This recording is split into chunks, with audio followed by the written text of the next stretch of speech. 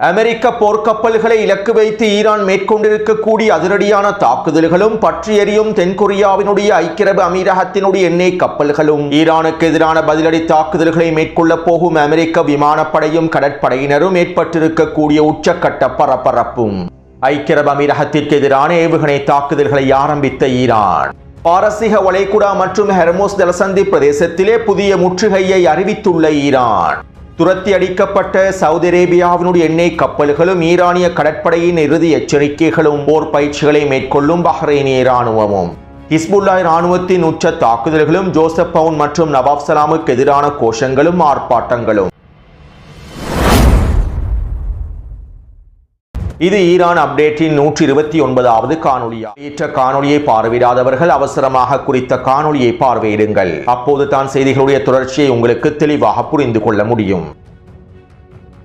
லெபனானிய களத்தில் ஹிஸ்புல்லா இராணுவத்திற்கும் லெபனானிய அரசாங்கத்திற்கும் இடையிலான முறுகல் நிலையானது உச்சக்கட்டத்தை நோக்கி நகர்ந்து கொண்டிருக்கின்றது. நேற்றைய தினம் லெபனானினுடைய தலைநகரான பெய்ரூட்டின் தெற்கு புறநகர் பிரதேசமான தஹியே பிரதேசத்தில் கொல்லப்பட்ட ஹிஸ்புல்லா இராணுவ வீரர்களுக்கான இறுதி நிகழ்வுகள் நடைபெற்றிருந்தன. இந்த நிகழ்வுகளிலே அதிகளவான ஹிஸ்புல்லா போராளிகள் களமிறங்கியிருந்தார்கள். மேலும் கொல்லப்பட்ட ஹிஸ்புல்லா இராணுவ வீரர்களுக்கு மரியாதை செய்யும் நோக்கத்தோடு துப்பாக்கிகளை வானுக்கு உயர்த்தி தாக்குதல்களை மேற்கொண்டிருந்தார்கள். இதைத் தொடர்ந்து குறித்த பிரதேசத்திலே லெபனானிய அரசு ராணுவம் களமிறக்கப்பட்டது. மரியாதை நிமித்தம் வானை நோக்கி துப்பாக்கிச் சூடுகளை மேற்கொண்டிருந்த 2 நபர்களை கைது செய்துள்ளார்கள். ஹிஸ்புல்லாவினுடைய 2 ஆதரவாளர்களை இவ்வாறு கைது செய்யப்பட்டுள்ளார்கள். இதைத் தொடர்ந்து பெய்ரூட்டின் தஹியே பிரதேசத்திலே பதற்ற நிலைமை ஏற்பட்டிருந்தது. லெபனானிய அரசு ராணுவத்தை தவிர வேறு யாரும் துப்பாக்கிகளை பயன்படுத்தக்கூடாது, இதற்கான அனுமதிகளை நாங்கள் வழங்கப் போவதில்லை, மரணச் சடங்குகளில் துப்பாக்கிச் சூட்டு நிகழ்வுகள் நடைபெறக்கூடாது என்றும் தலைவர்கள் எச்சரிக்கைகளை வெளியிட்டிருந்தார்கள். இதைத் தொடர்ந்து அடிமை ஜனாதிபதி ஜோசப் பவுனுக்கு எதிராகவும் பிரதமர் நவாப் சலாமுக்கு எதிராகவும் போராட்டங்களும் ஆர்ப்பாட்டங்களும் மேற்கொள்ளப்பட்டிருந்தன. பிரதமர் நவாப் சலாம் ஒரு ஜியோனிஸ்ட் என கோஷங்களை எழுப்பி போராட்டங்கள் மேற்கொள்ளப்பட்டிருந்தன. அது மட்டுமல்லாமல் லெபனானிய அரசாங்கம் லெபனானிய அரசு ராணுவத்தினை பயன்படுத்தி பெய்ரூட்டின் தெற்கு புறநகர் பிரதேசமான தஹியே பிரதேசத்தில் தற்போது தொடர்ச்சியான சோதனைகளை மேற்கொண்டு வருவதாகவும் தெரிவிக்கப்படுகின்றது. ஹிஸ்புல்லா இராணுவத்தின் ஆயுதங்களை கைப்பற்றும் நோக்கத்தோடு ஹிஸ்புல்லாவினுடைய ஆதரவாளர்களிடம் இருக்கக்கூடிய ஆயுதங்களை கைப்பற்றும் நோக்கத்தோடு இந்த வேலை திட்டங்களை மேற்கொண்டு வருவதாக தெரிவிக்கப்படுகின்றது. இதனால் தற்போது லெபனானிய அரசாங்கத்திற்கும் ஹிஸ்புல்லா இராணுவத்திற்கும் இடையிலான பதற்ற நிலைமையானது உச்சக்கட்டத்தை அடைந்துள்ளது.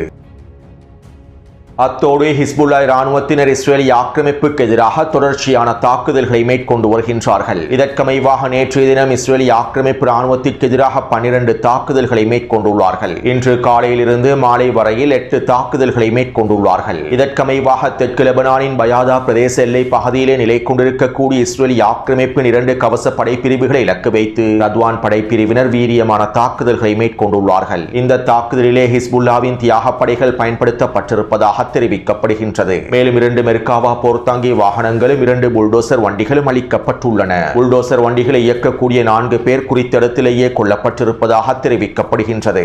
இருப்பினும் இந்த தாக்குதல் தொடர்பான இழப்புகளை இஸ்ரேலிய ஆக்கிரமிப்பு முழுமையாக மூடி மறைத்து வருகின்றது. அதே நேரம் 5 ஹெலிகாப்டர்கள் மூலமாக பல சிப்பாய்கள் அள்ளிச் செல்லப்பட்டிருப்பதாக தெரிவிக்கப்படுகின்றது. இதைத் தொடர்ந்து அல் காந்தாரா பிரதேசத்திலே நிலை கொண்டிருக்கக்கூடிய 20க்கும் அதிகமான சிப்பாய்களை இலக்கு வைத்து ஏவுகணை தாக்குதல்களையும் ஃபைபர் ஆப்டிக் ட்ரோன் தாக்குதல்களையும் மேற்கொண்டு இந்த தாக்குதலிலே குறைந்தது 8 சிப்பாய்கள் கொல்லப்பட்டிருக்கலாம் என்றும் அதிகமானோர் படுகாயமடைந்துள்ளார்கள் என்றும் தெரிவிக்கப்படுகின்றது. அதே போன்று நேற்று மாலை பயாதா பிரதேசத்திலே இஸ்ரேலிய ஆக்கிரமிப்பு சிப்பாய்களை ஏற்றிச் சென்ற நேமர் போர் வாகனம் ஒன்றை இலக்கு வைத்தும் ட்ரக் வண்டி ஒன்றை இலக்கு வைத்தும் ட்ரோன் தாக்குதல்களை மேற்கொண்டுள்ளார்கள். இந்த தாக்குதலை தொடர்ந்து குறித்த பிரதேசத்திலே அவசர காலம் நடைமுறைப்படுத்தப்பட்டது. இஸ்ரேலிய ஆக்கிரமிப்பு சிப்பாய்களை ஏற்றிச் சென்ற ட்ரக் வண்டியானது இலக்கு வைக்கப்பட்டதனால் அதிகளவான சிப்பாய்கள் கொல்லப்பட்டிருக்கலாம் என தெரிவிக்கப்படுகின்றது. அதே போன்று இன்று காலையிலிருந்து பயாதா நகரிலும் அல் காந்தாரா பிரதேசத்திலும் குனித்ரா பிரதேசத்திலும் தொடர்ச்சியான ட்ரோன் தாக்குதல்களும் ஏவுகணை தாக்குதல்களும் மேற்கொள்ளப்பட்டு வருகின்றன.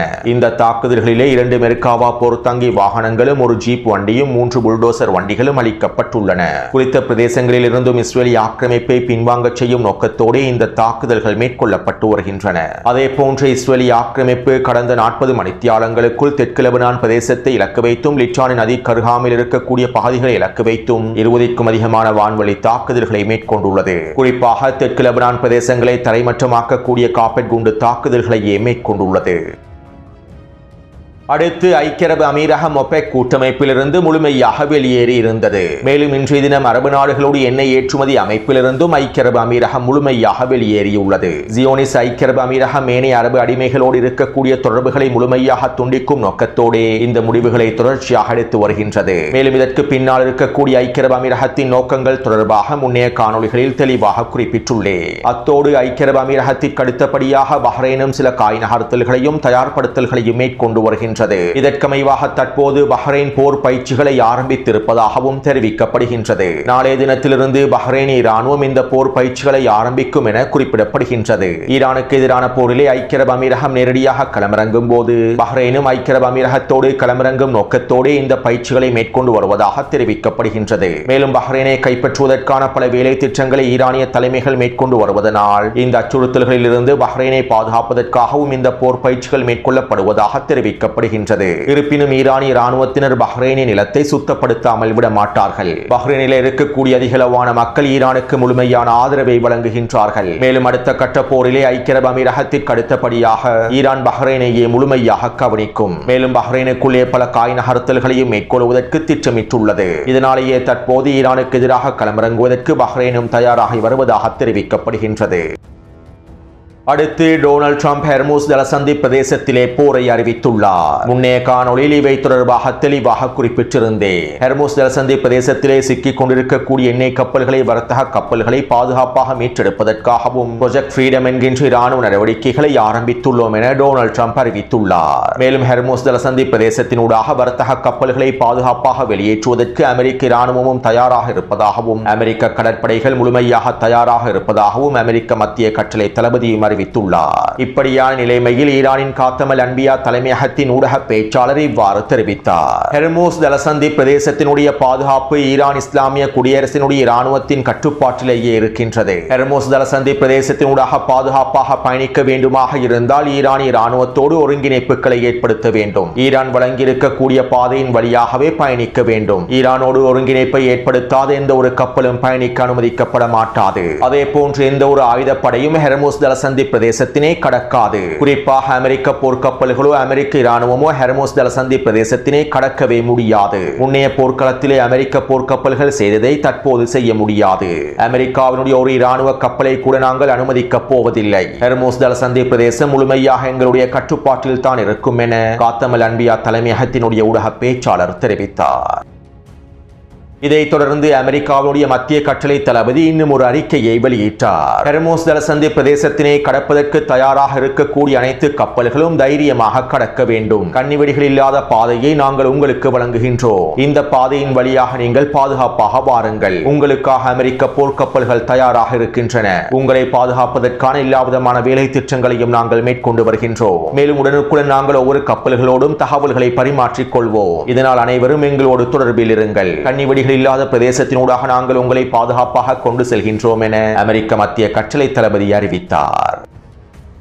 இதைத் தொடர்ந்து ஈரானிய IRGC ராணுவத்தின் கடற்படை தளபதி இவ்வாறு தெரிவித்தார். IRGC ராணுவத்தினால் வழங்கப்பட்டிருக்கக்கூடிய போக்குவரத்து நெறிமுறைகளை மீறி எந்த ஒரு கப்பலாவது ஹெர்முஸ் ஜலசந்தி பிரதேசத்தினை கடப்பதற்கு முயற்சி செய்தால் அந்த கப்பலை இலக்கு வைத்து நாங்கள் தாக்குதல்களை மேற்கொள்வோம். அனைத்து கப்பல்களும் கப்பல் நிறுவனங்களும் காப்பீடு நிறுவனங்களும் IRGC ராணுவம் கூறுவதையே கேட்க வேண்டும். எங்களுடைய கட்டளைகளுக்கு முழுமையாக அடிபணிய வேண்டும். இல்லாவிட்டால் உங்களுடைய கப்பல்கள் பற்றி எரியும். மேலும் உங்களுடைய கப்பல்கள் ஹெர்முஸ் ஜலசந்தி பிரதேசத்திலேயே மூழ்கடிக்க என ஈரானிய IRGC ராணுவத்தின் கடற்படை தளபதி அதிரடியான அறிவிப்புகளை வெளியிட்டிருந்தார்.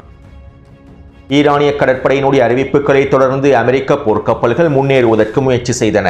ஓமான் வளைகுடாவினுடைய எல்லை பிரதேசத்திலே நிலை கொண்டிருக்கக்கூடிய அமெரிக்காவின் போர்க்கப்பல்களும் அமெரிக்க சிப்பாய்களும் கடற்படையினரும் மெதுவாக ஹெர்முஸ் ஜலசந்தி பிரதேசத்தை நோக்கி முன்னேறுவதற்கு முயற்சி செய்தார்கள். இதன்போது ஈரானிய IRGC ராணுவம் வரைபடம் ஒன்றை வெளியிட்டு அதிரடியான அறிவிப்பு ஒன்றை வெளியிட்டிருந்தது. அதாவது ஈரானிய IRGC ராணுவம் குறித்த வரைபடத்தை வெளியிட்டிருந்தது. இந்த வரைபடத்திலே மஞ்சள் நிற கோடுகளினால் காண்பிக்கப்பட்டிருக்கக்கூடிய பிரதேசங்கள் அனைத்தும் முழுமையாக முற்றுகையிடப்பட்டிருப்பது செய்யப்பட்டிருப்பதாக அறிவித்தது. அதாவது குறித்த வரைபடத்திலே இலக்கம் 1 காண்பிக்கப்பட்டிருக்கக்கூடிய நேர்கோட்டு பிரதேசத்திற்கும் இலக்கம் 2 காண்பிக்கப்பட்டிருக்கக்கூடிய நேர்கோட்டு பிரதேசத்திற்கும் இடைப்பட்ட பகுதியானது முழுமையாக ஈரானிய கடற்படையினால் முற்றுகையிடப்பட்டிருக்கக்கூடிய பிரதேசமாக அறிவிக்கப்பட்டது. நாங்கள் தற்போது ஹெர்முஸ் ஜலசந்தி பிரதேசத்தினுடைய முற்றுகையை விரிவாக்கி ஒரு புதிய முற்றுகையை நடைமுறைப்படுத்தியுள்ளோம். இதற்கமைவாகவே குறித்த வரைபடத்தை வெளியிட்டுள்ளோம். இந்த வரைபடத்திற்கு அமைவாக நாங்கள் காண்பிக்கப்பட்டிருக்கக்கூடிய பிரதேசங்களுக்குள் எந்த ஒரு கப்பலும் இருக்க முடியாது. மேலும் குறித்த பகுதிகளுக்குள்ளே அமெரிக்காவினுடைய எந்த ஒரு கப்பலும் நுழையவும் முடியாது. மேலும் இந்த பகுதிகளுக்குள்ளே இருக்கக்கூடிய எந்த ஒரு துறைமுகமும் இயங்கக்கூடாது.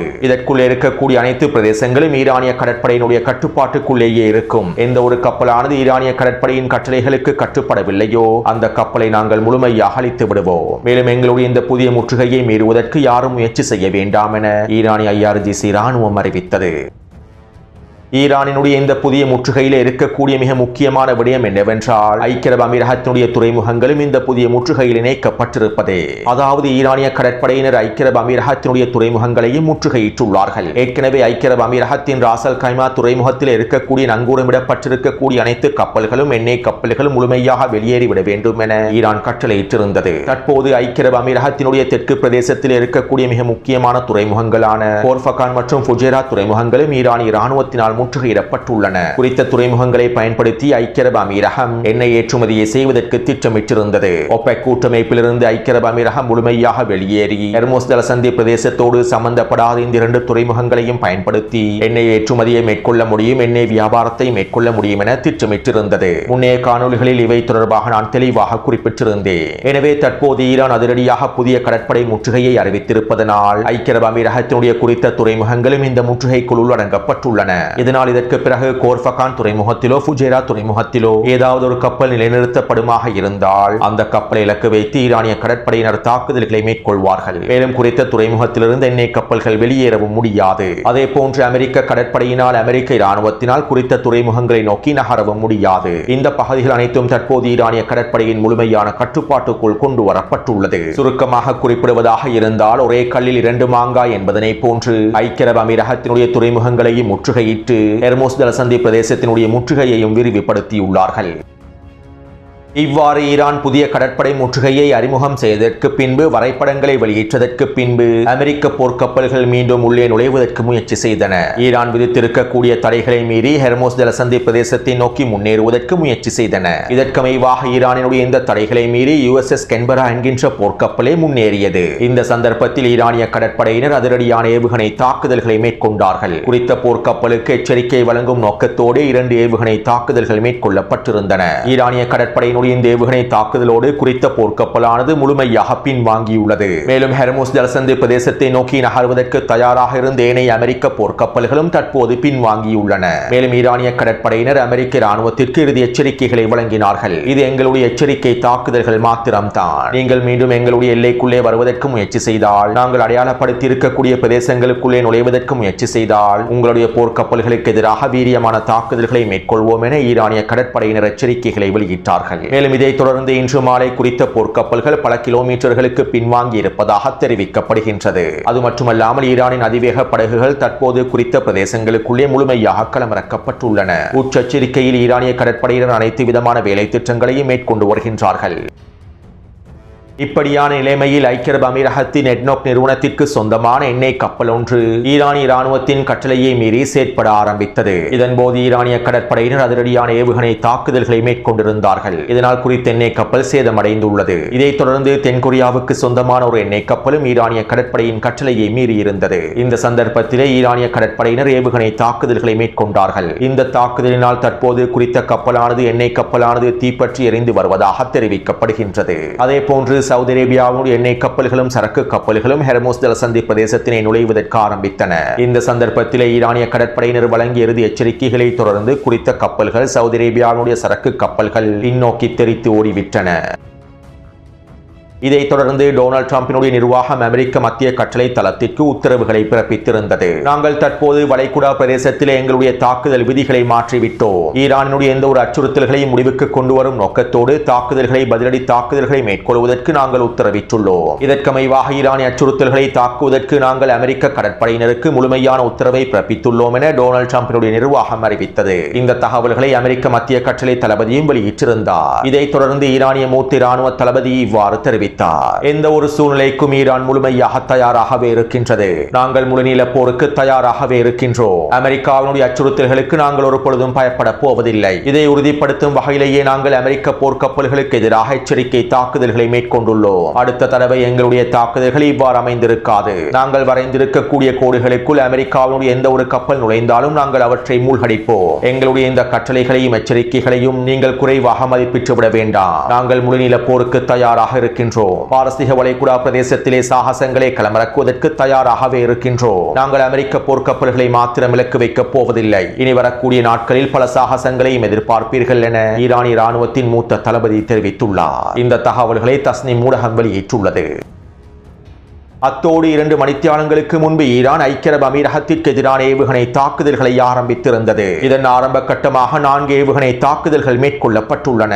ஈரான் ஐக்கிய அரபு அமீரகத்திற்கு எதிரான தாக்குதல்களை ஆரம்பிக்கப் போவதாக முன்னைய காணொலிகளில் தெளிவாக குறிப்பிட்டிருந்தேன். ஐக்கிய அரபு அமீரகத்தினுடைய துறைமுகங்களை தற்போது ஈரானிய கடற்படையினர் முற்றுகையிட்டுள்ளார்கள். மேலும் இதன் அடுத்த கட்டமாகவே தற்போது ஐக்கிய அரபு அமீரகத்திற்கு எதிரான தாக்குதல்களையும் ஆரம்பித்துள்ளார்கள். எனவே ஈரான் ஐக்கிய அரபு அமீரகத்திற்கு எதிரான ஏவுகணை தாக்குதல்களை ஆரம்பித்து போரினுடைய அடுத்த கட்டத்தையும் ஆரம்பித்து விட்டது. மேலும் இன்றிரவு ஐக்கிய அரபு அமீரகத்திற்கு எதிராக பல சாகசங்கள் களமிறக்கப்படலாம். மேலும் அவசரமாக வெளியாகக்கூடிய தகவல்களை டெலிகிராம் சேனலிலே நான் பதிவிடுகின்றேன். எனவே இந்த காணொலி தொடர்பான கருத்துக்களை பதிவிடுங்கள். தொடர்ந்தும் என்னுடன் இணைந்திருங்கள். நன்றி, வணக்கம்.